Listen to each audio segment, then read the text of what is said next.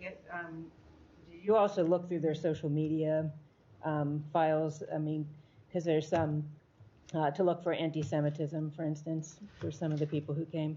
Well, as a matter of general policy, we're unable to comment on specifics of that nature, and so I'm not going to do that from the podium here. Can I ask you a different? Oh, I just have a totally different question before we get on to the Middle East. All right.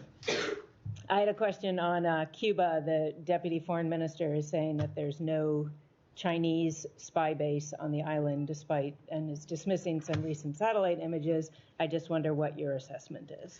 We will not talk about intelligence matters from the podium, so at this point, nothing to add on that. No comment.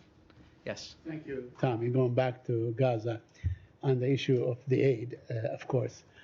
Now, for all the months before the January 19 agreement, aid was going in, even in the most intensive fighting that occurred over a period of more than a year.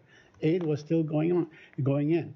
What has happened since March 2nd until now that disallows aid to go in? Do we have like a timetable? And isn't it really ironic that the Palestinians, have demand a measure of basic human rights, the right to eat, on the day, the 15th of May, which is the 77th anniversary of the catastrophe? We still have to talk and debate whether they have a right to eat or not.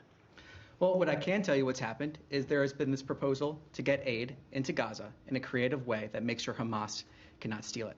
That is what I can tell you has happened, and that the United States has endorsed that effort to get aid in there. So that is what has happened, and what I can also tell you what happened is on October 7th, Hamas coming in, committing atrocities. Hamas bears sole responsibility for this conflict, but as the Secretary just described, we care about the humanitarian situation in Gaza. That's why we have endorsed this measure to get aid in there. That's why we have seen this be a constant topic of conversation here at the podium and elsewhere. And what we are seeing from the Gaza Humanitarian Foundation's announcement is a creative way to get in there and make sure aid is reaching the people that actually need it. Do we have a timetable for this? I mean, can we say like in 2 weeks, 3 weeks, a month, the aid can go in? Well, look, what we're looking to is that delivering of aid by the end of the month, but ultimately I refer to the Foundation for more details on the specifics of that. Yeah. Yes. Thank you. One follow-up on Gaza, and I will also ask on Syria.